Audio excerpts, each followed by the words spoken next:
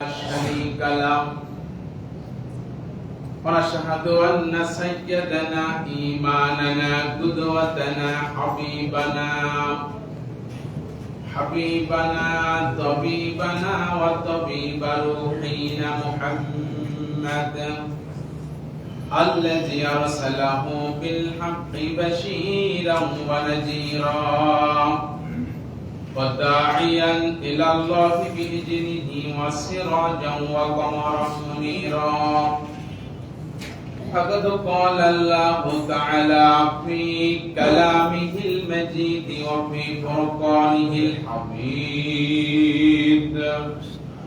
সবাই পড়ুন আউযু বিল্লাহি মিনাশ শাইতানির রাজীম। বিসমিল্লাহির রহমানির রহিম।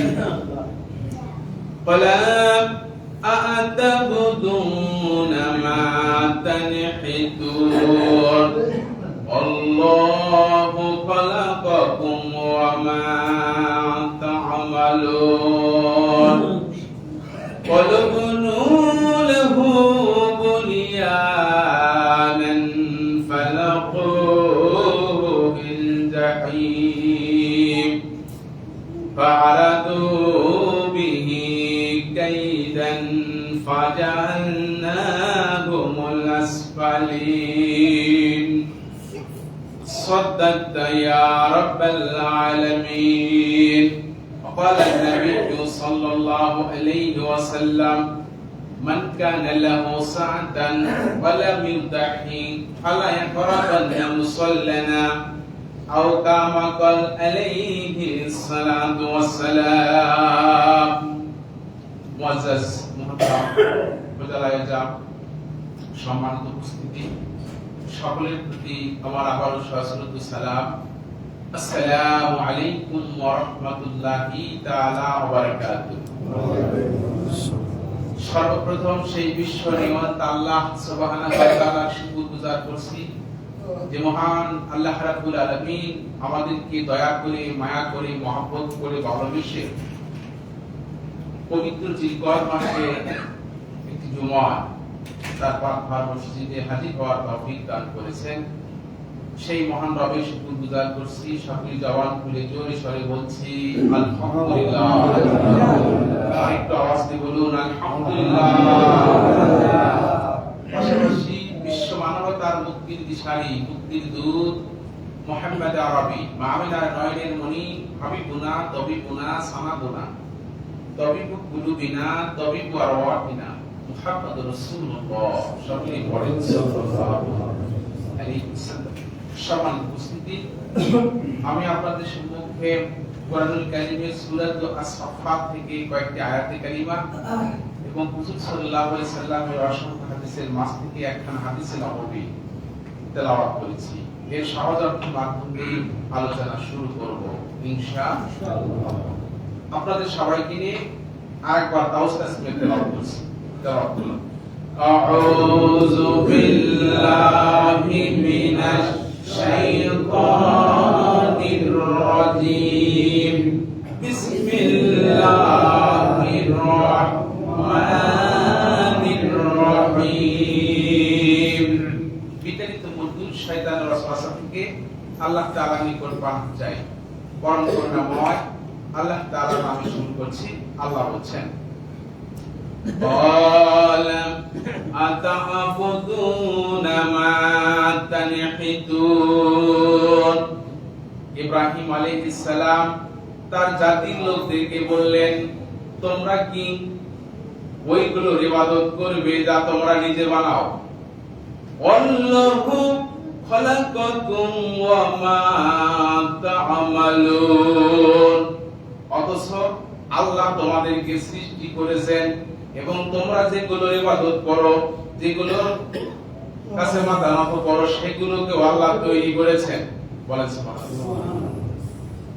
ক্বালবুনু লাহু বুনিয়ানান ফালাকুহু ফিল জাহিম।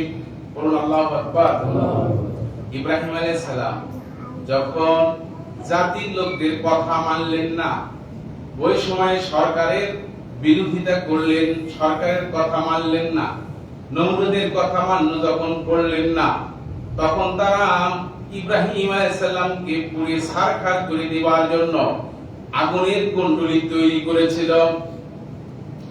ফারাদু বিহি কাইদান ফাজালনাহুমুল আসফালিন। আল্লাহু আকবার।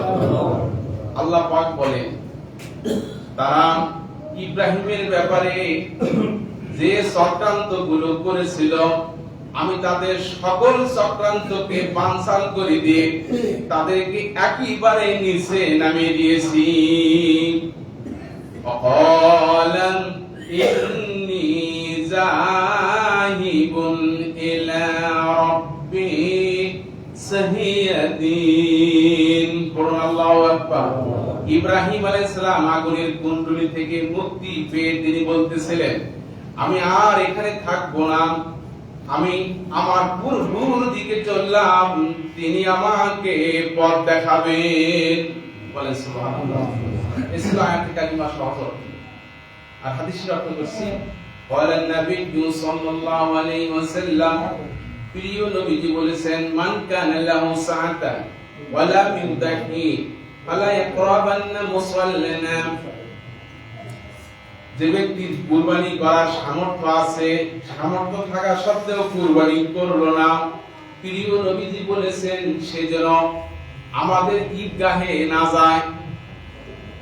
এছাড়া হাদিসের অর্থ আয়াত এবং হাদিসের সাথে মিল রেখে কিছু কথা অল্প সময়ের মধ্যে হলেও তুলে ধরবো। মা তাওফীক ইল্লা বিল্লাহ। সামান্য কি কারণ চলে গেছে, তাই না? এখন একটু সাউন্ড হচ্ছে, এর হবে কারণ আসলে হবে না, একটু ডিস্টার্ব মনে হচ্ছে না, কষ্ট মনে হলেও শোনেন, তাই না? এটা কি কোনো ব্যবস্থা করা যায় কি না? একটু কালেমা পড়ে লা ইলাহা ইল্লাল্লাহ, লা ইলাহা ইল্লাল্লাহ, লা ইলাহা ইল্লাল্লাহ মুহাম্মাদুর রাসূলুল্লাহ। সম্মানিত উপস্থিতি, এটা জিলকদ মাস, শোনা যাচ্ছে কথা? এই জিলকদ মাসের আজকে মনে হয় 21 তারিখ, 20-21 তারিখ আর কি, আর বেশি দিন নাই। এরকম জুমা আর দুইটা জুমা পাওয়া যাবে, আর 19-20 দিন মনে হয়। আর এই দুইটা জুমার পরেই আমাদের ইয়াউমে নাহার, কুরবানির দিন আসবে। আল্লাহ যেন আমাদেরকে কুরবানি দেওয়ার তৌফিক দান করেন, সকলেই পড়েন আল্লাহুম্মা আমিন। আজকে জুমা এবং পরপর যে দুইটি জুমা থাকবে, আমি সূরা সাফফাত থেকে সেই বিষয়গুলোর উপরে আলোচনা চালিয়ে যাচ্ছি। শেষের জুমায় কুরবানির একদম চূড়ান্ত যে যতটুকু বলার আল্লাহ পাক বলার তৌফিক দেয় ততটুকু বলা হবে ইনশাআল্লাহ। এখন তাফসীর আকারে কিছু কথা আপনাদের সামনে তুলে ধরব, আপনারা কথাগুলো মানার চেষ্টা করবেন এবং যে বলতেছে তাকে যেন আল্লাহ আগে মানার তৌফিক দেয়। সকলেই পড়েন আল্লাহুম্মা আমিন। আমি বলতেছি আমাকে আগে মানতে হবে, কি বলেন? আমি যদি না মানি আমার শ্রোতা কখনোই মানবে না। কি কথা ঠিক কি না? বক্তার কথা কাজ বক্তার সাথে মিল না থাকলে শ্রোতারা কখনোই মানবে না।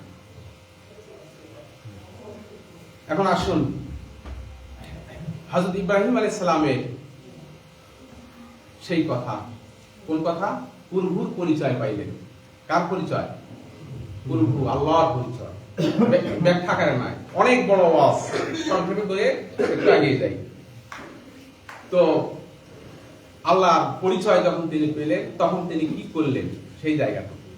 আল্লাহর পরিচয় পাওয়ার জন্য আমাদেরকে কি কোথায় যেতে হবে? আমাদেরকে বেশি দূরে যেতে হবে?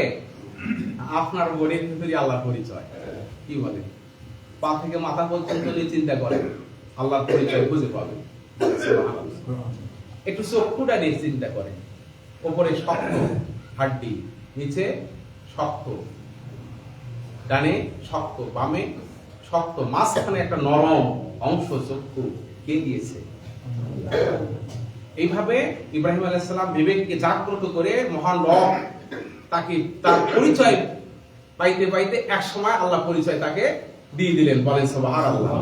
পরিচয় পেয়ে তিনি ছুটে গেলেন বাবার তালাশে। বাবা আজর একজন মূর্তি পূজক, কি বলে, একজন মুশরিক এবং সবচাইতে সর্বভ্রান্ত পরিবার, হিন্দু পরিবার, খুব বিত্তশালী পরিবার, হিন্দু পরিবার। সেই পরিবারে জন্মকার ইব্রাহিম আলাইহিস সালাম মহান রবের পরিচয় পেয়ে বাবাকে তালাশ করতেছেন। করতে করতে গিয়ে দেখেন বাবা বন্ধু বান্ধবদেরকে সঙ্গে করে নিয়ে এক জায়গায় বসে মাঝখানে একটা মূর্তি, সবাই শুধু ওটাকে নম নম নম করতেছে। ইব্রাহিম আলাইহিস সালাম সেখানে উপস্থিত হলেন। উপস্থিত হয়ে বাবাকে ডাক দিয়ে বললেন, বাবা শুনুন।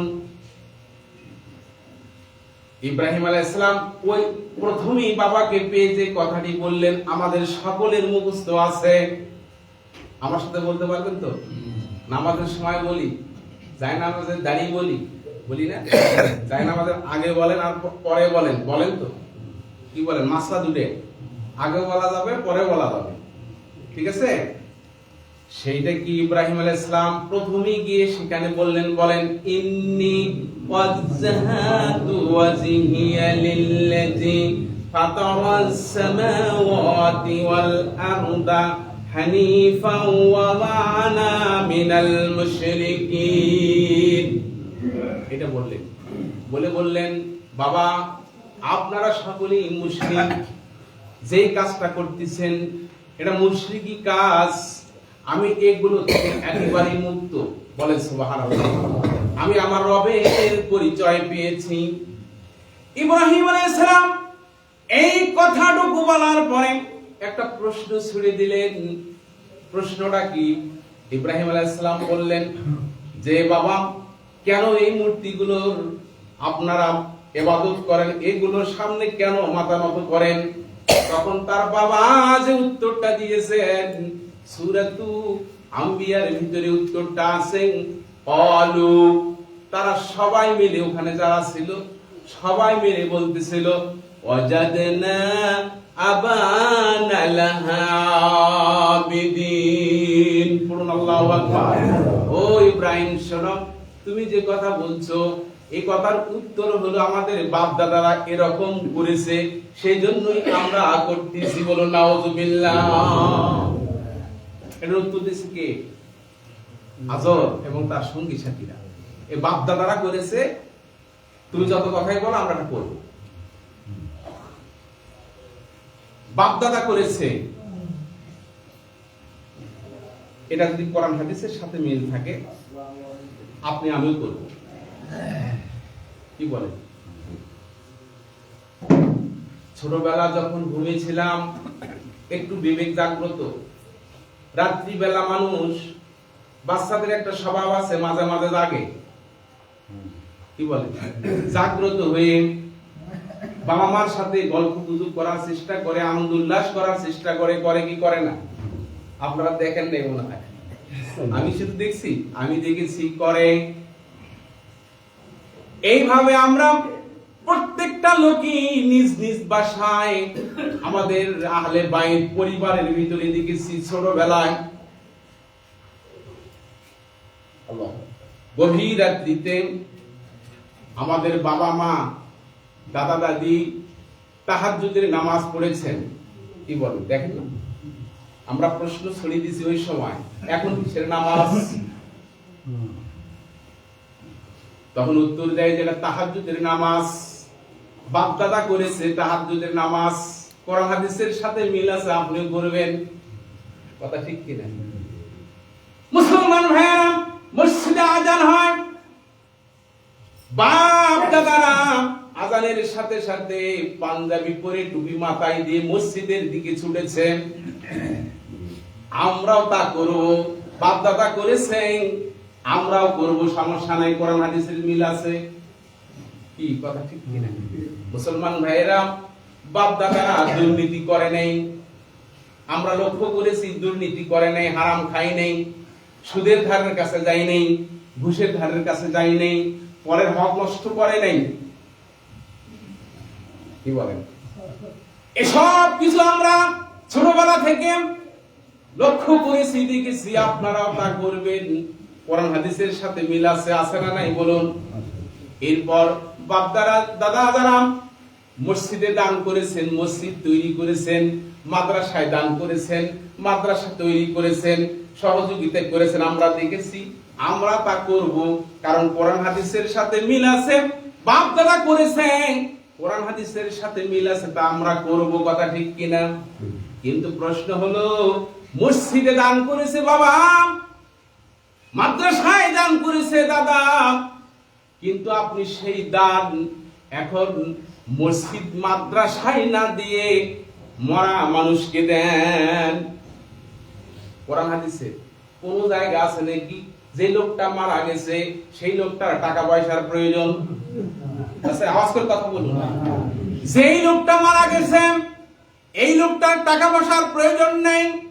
যদি প্রয়োজন না থাকে, আপনি যদি আপনার বাপ দাদাকে জিজ্ঞেস করেন যে আপনি কেন ওই মাজারে টাকা দিলেন, আপনি কেন ওই কবরে দান বাক্সে টাকা দিলেন, তখন যদি আপনার বাপ দাদা বলে যে আমার বাবা আমার দাদা এরকম করেছে, আমিও সেই জন্য করলাম, এই ইব্রাহিম আলাইহিস সালামের সন্তান যদি দাবি করেন, কোরআন হাদিসের সাথে মিল নেই, মরা মানুষকে দান করার প্রয়োজন নেই, আছে নাকি বলুন? এই জায়গাটুকু আমরা মানব না, কথা ঠিক কিনা? মুসলমান ভাইরা, ছোটবেলা থেকে আমরা দেখেছি, এই যে আমাদের ছোট ছোট বাচ্চা আমাদের সাথে মসজিদে যায়, নামাজ পড়ার জন্য আসে কি আসে না বলুন? সেজদা করে, আমরা যেরকম করি ওরাও করে, ওরা বোঝে না, তারপরে করে কি করে? বাবা করতেছেন, দাদা করতেছেন, চাচা করতেছেন, আমি করব, কথা ঠিক কিনা? কিন্তু প্রশ্ন হলো, এই কথাটা কেন বলতেছি? আপনি যদি সত্যি দেখেন আপনার বাপ দাদা কোন পীর সাহেবের পায়ে সেজদা করতেছেন অথবা কোন কবরে সেজদা করতেছেন, আপনি যদি প্রশ্ন ছুড়ে দেন যে এখানে কেন সেজদা করেন, সে যদি বলে আমার বাপ দাদা করেছে আমিও করি, এই জায়গাটা মানা যাবে না।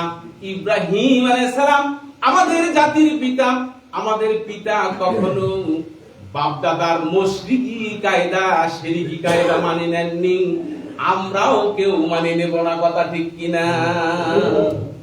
একটু কালেমা পড়ে লা ইলাহা ইল্লাল্লাহ, আওয়াজ করে লা ইলাহা ইল্লাল্লাহ, লা ইলাহা ইল্লাল্লাহ মুহাম্মাদুর রাসূলুল্লাহ সাল্লাল্লাহু আলাইহি ওয়াসাল্লাম। আমরা বাপ দাদার ওই সমস্ত জিনিসগুলো মানবো যেগুলোর সাথে কোরআন হাদিসের মিল আছে, কি কথা ঠিক কি না? আর যেগুলোর সাথে কোরআন হাদিসের মিল নাই ওগুলো মানবো না, বরং ওগুলো বন্ধ করার জন্য আন্দোলন করব, কি কথা ঠিক কি না? কথা কি বুঝতে পারলাম? যে কাজগুলো শিরকি, যে কাজগুলো বিদআতি কাজ, এগুলো যদি কেউ করে আর বলে যে বাপ দাদারা এটা করছে আমরা করি, আপনারা তা করবেন না, কারণ কোরআন হাদিসের সাথে শিরকি এবং বিদআতির মিল নেই। কি কথা বুঝতে পারলাম? এখন আসুন, ইব্রাহিম আলাইহিস সালাম যখন এই কথা বললেন তখন বললেন যে বাপ দাদারা করেছেন। ইব্রাহিম আলাইহিস সালাম বলেন আমার জাতির লোকেরা সব জাহান্নামে চলে যাচ্ছে, এদেরকে আমি কিভাবে তাওহীদ কালেমার দাওয়াত দিব? একে একে যদি কোরআনের দাওয়াত, ইসলামের দাওয়াত, আল্লাহর হুকুমের দাওয়াত, আল্লাহর একাত্মবাদ বলেন লা ইলাহা ইল্লাল্লাহ, এই দাওয়াত যদি আমি একে একে দিতে থাকি তাহলে আমি কতক্ষণে দাওয়াত দেব? ইব্রাহিম আলাইহিস সালাম ছিলেন ব্রিলিয়ান্ট, একজন ব্রেনি মানুষ, মেধাবী মানুষ। তিনি বুদ্ধি সেট করলেন যে এমন একটা ব্যবস্থা করব, ওই ব্যবস্থায় এই দেশের সবগুলো লোককে মাইকিং করে নমরুদ এক জায়গায় করবে, আমি সেই ব্যবস্থাটা করব, তাহলে এক জায়গায় দাওয়াত দেব, সবগুলো লোক দাওয়াত পেয়ে যাবে। বলে সুবহানাল্লাহ। খারাপ লাগতেছে? শুনুন মুসলমানেরা, তারা সবাই মেলায় চলে গেল, ইব্রাহিম আলাইহিস সালাম মেলায় যাবে না। চেতনা কি? চেতনা হলো আজকে মূর্তিগুলোকে সাইজ করব, কি বলে? ওরা সবাই মেলায় চলে গেল। ইব্রাহিম আলাইহিস সালাম মূর্তির ঘরে ঢুকে সবগুলো মূর্তিকে চূর্ণ বিচূর্ণ করে দিয়া বড় মূর্তিটার উপরে কুড়াল রেখে দিল। কি কথা ঠিক কিনা? ইব্রাহিম আলাইহিস সালাম জানেন এটা এদের ধন, এদের খুব ভালোবাসার জিনিস। এই কে ভেঙেছে এই মাইকিন, এই তালাশ গোয়েন্দা যখন সেট করবে তখন গোয়েন্দা কিন্তু আমাকে রিপোর্টে তুলবে। আমি এক জায়গায় একত্রিত হয়ে সবগুলো লোককে আমি কালেমার দাওয়াত দেব। বলে সুবহানাল্লাহ। সম্মানিত উপস্থিতি, আজকের ওয়াজ থেকে আপনারা শিক্ষা গ্রহণ করতে হবে। আমার এই ওয়াজ শুনে আবার এই যে আমাদের চত্রা বন্দরে মূর্তির ঘর আছে না নাই? আছে না নাই? আবার যা ভাঙ্গেন না, কি বলে ভাঙ্গা যাবে না। কোন মুসলমান যদি বর্তমান এই শরীয়তের মুহাম্মদ সাল্লাল্লাহু আলাইহি সাল্লামের শরীয়তের কোন মুসলমান যদি হিন্দুদের মূর্তি ভেঙে ফেলে ওর ঈমান নেই, কি বলে? হয়তো বলবেন হুজুর এই কোন ওয়াজ। মুসলমান ভাইরা ভালো করে বুঝেন, এক এক পয়গম্বরের শরীয়ত এক এক রকমের। কথা ঠিক কি না? আদম আলাইহিস সালামের শরীয়ত আর আমাদের নবী মুহাম্মদের শরীয়তের ভিতরে একটু অমিল আছে, আছে না নাই? আদম আলাইহিস সালামের শরীয়তে ভাই বোন বিয়ে করা জায়েজ ছিল, আমাদের নবীজির শরীয়তে জায়েজ আছে নাকি? না। খুব ভালো করে বুঝতে হবে, বোঝানোর জন্য বলতেছি। মুসলমান ভাইরা, আগের যুগের পয়গম্বরেরা কুরবানি করত। কুরবানি যাদের কবুল হতো, আকাশ থেকে একটা বীজ দিয়ে আসতো, আলো এসে কুরবানিটাকে জ্বালিয়ে দিত। কুরবানি পশুর গোশত আগের উম্মতের খাওয়া জায়েজ ছিল না, কিন্তু আমাদের মুহাম্মদ সাল্লাল্লাহু আলাইহি ওয়াসাল্লাম আমাদের নবীর শরীয়তে কুরবানির গোশত খাওয়া জায়েজ আছে না নাই বলুন? এই কথা কেন বললাম? ইব্রাহিম আলাইহিস সালামের শরীয়তে মূর্তি সাইজ করা জায়েজ ছিল, মুহাম্মদ সাল্লাল্লাহু আলাইহি ওয়াসাল্লামের শরীয়তে তা নেই, করা যাবে না। কথা ঠিক কি? খুব সাবধান। কিন্তু এই জায়গায় একটা শিক্ষণীয় কথা বলি। কথাটি হলো এই, আমরা বাংলাদেশে মুসলমান বেশি, বেশি না? বেশি। আর ভারতে মুসলমান বেশি না হিন্দু বেশি? অমুসলিম বেশি ভারতে। আমাদের বাংলাদেশে ওরা শান্তির মতো পূজা করবে, কোনো বাধা নেই, কেউ বাধা দেবেন না, বাধা দেওয়া যাবে না, ইসলামী শরীয়তে জায়েজ নেই। লাকুম দীনুকুম ওয়ালিয়া দীন। কথা ঠিক কি না? যার যার ধর্ম তাই তাই পালন করবে। কথা ঠিক কি না? ভারতে মুসলমান গরু জব করবে, ভারতের হিন্দুরাও বাধা দিতে পারবে না। কথা ঠিক কি না?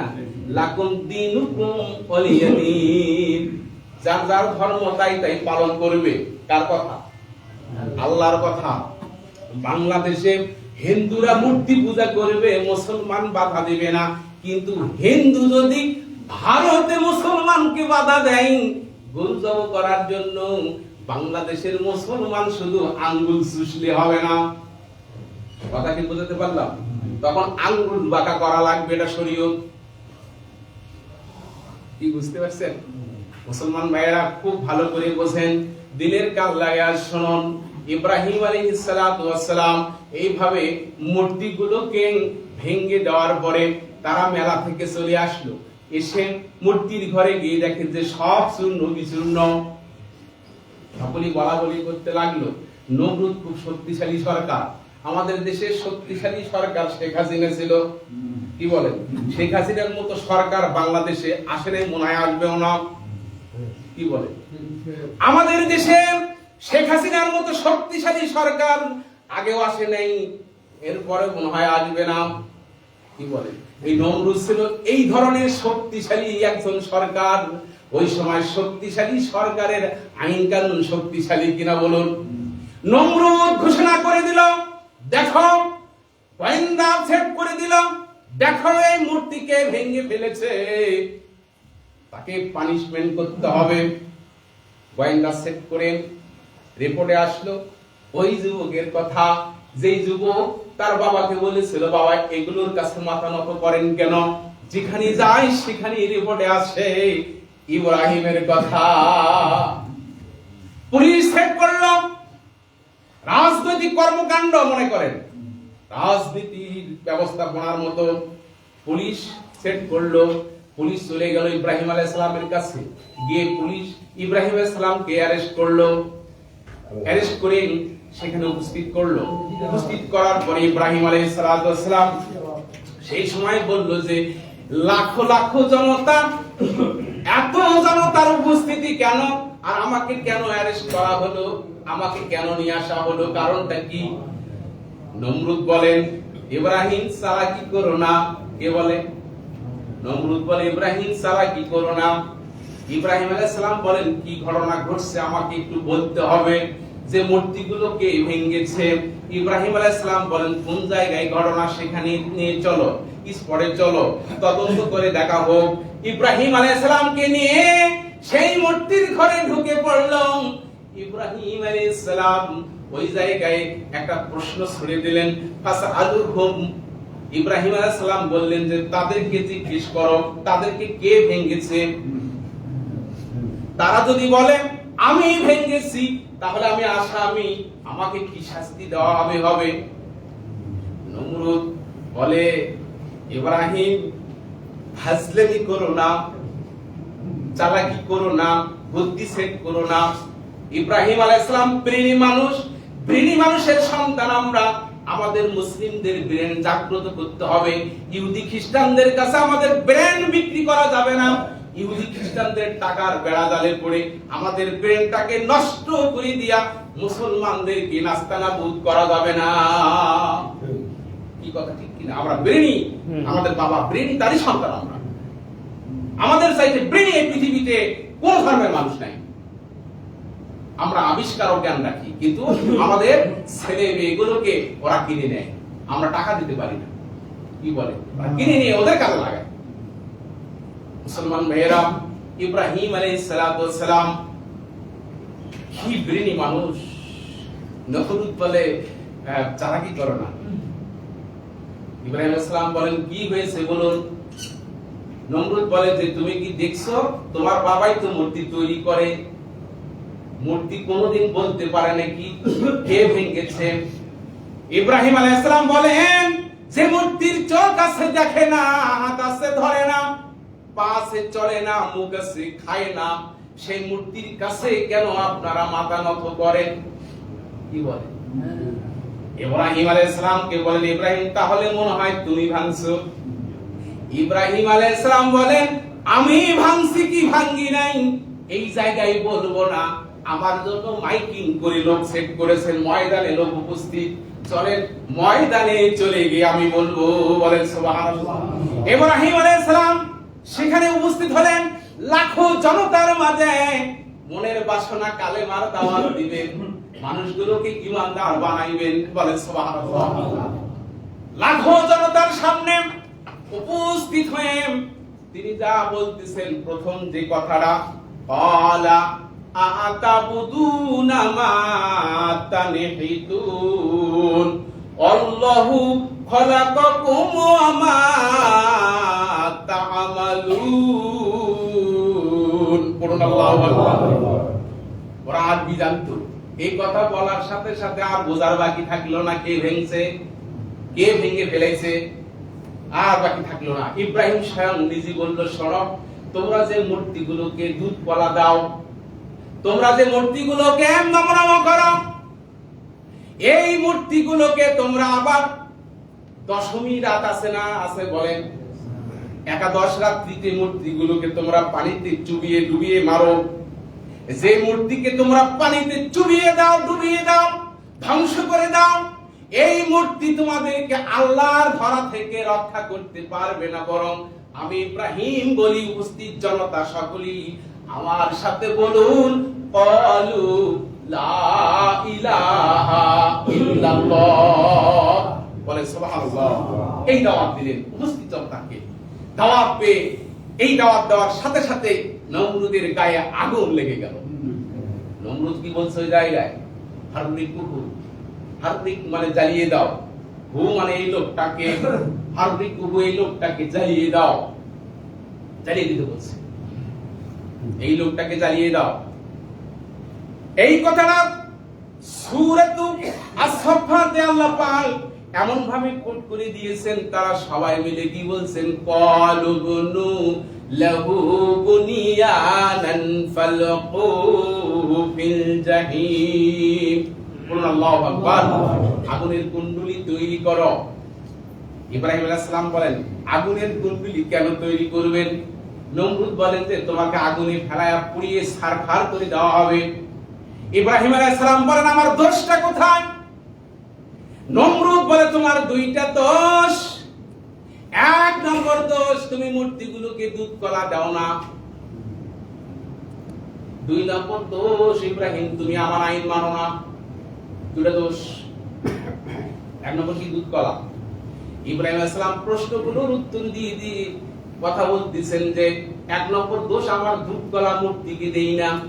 ইব্রাহিম আলাইহিস সালাম নমরুদকে প্রশ্ন করে বলতেছেন, দুধ কলা দিব, আপনার মূর্তি যদি স্বয়ং খায় আমি দিব। ইব্রাহিম বলেন, যায় না, খাবে না। নমরুদ বলে যে না, খেতে পারবে না। ইব্রাহিম আলাইহিস সালাম বলেন, এই দুধ কলা খাবে কে? যে এই দুধ কলা আমি নমরুদ এরগুলো মালিক। ইব্রাহিম আলাইহিস সালাম বলেন, ধোঁকাবাজি প্রতারণা যারা করেন তার সাথে আমার কোনো সম্পর্ক নেই, আমি দুধ কলা দিতে রাজি নই। বলে সুবহানাল্লাহ। এরপরে বলছেন যে আপনার যে আইন, আপনি যে আইন তৈরি করেন, আপনি আল্লাহর সৃষ্টি, আপনার আইন মানা এটা শিরকি, এটা মুশরিকি। আপনার তৈরি করা আইন আমি মানতে পারি না, আমি এক আল্লাহর আইন মানবো। ইব্রাহিম আলাইহিস সালাম এই কথা বলার সাথে সাথে নমরুদ আইন জারি করে দিল। পার্লামেন্ট সংসদে আইন পাশ করে বলল যে এই লোকটা রাষ্ট্রদ্রোহী মামলায় ইব্রাহিম আলাইহিস সালামকে নমরুদ ফেলায়া দিল। কি বলেন মুসলমান ভাইয়েরা? খুব ভালো করে বোঝেন, ইব্রাহিম আলাইহিস সালামকে রাষ্ট্রদ্রোহী মামলায় ফেলালো কি জন্য? আল্লাহর আইন মানার জন্য। কি বলে? নমরুদের আইন না মানার জন্য। আগুনের কুণ্ডলী কেন? ওই সময় এখন যেমন আমাদের দেশে কেউ যদি অপরাধ করে, রাষ্ট্রদ্রোহী মামলায় আসামি হয়, তাহলে তার যদি ফাঁসির হুকুম হয়, এখনের আইন কি? ফাঁসি দেয়া। কি বলে? ওই সময় নমরুদের সময় আইন ছিল, কেউ যদি রাষ্ট্রদ্রোহী মামলায় পড়ে যায়, ওই সময় আইন ছিল ফাঁসি নয়, শুল নয়, আইন ছিল আগুনে পোড়ানো। সেই আগুনে পোড়ানো ইব্রাহিম আলাইহিস সালামকে রাষ্ট্রীয়ভাবে তাকে আগুনে পোড়ানোর ব্যবস্থা করা হলো, ফাঁসি জেলখানার আবদ্ধ করার মতো। কথা কি বুঝাতে পারলাম? মুসলমান ভাইয়েরা, এখানে তো অনেকগুলো কথা আসে যায়, একটা কথা বলি শেষ করতেছি, শুনুন। ইব্রাহিম আলাইহিস সালাম ওই জায়গায় যেমন উনি মাথা নত করে নাই, করছে নাকি? আমরা করবো নাকি? আমরা মুসলমান, আমরা ইব্রাহিম আলাইহিস সালামের সন্তান, আমরা তারই সন্তান। আমরা কোরআন বিরোধী, ইসলাম বিরোধী, আল্লাহ রাসূলের বিরোধী কোন কর্মকাণ্ড আমার সোনার বাংলাদেশ ৯৫% মুসলমানের দেশে যদি হয়, আমরা মুসলমান হয়েও সেইগুলো মানতে পারি না। কথা ঠিক কিনা?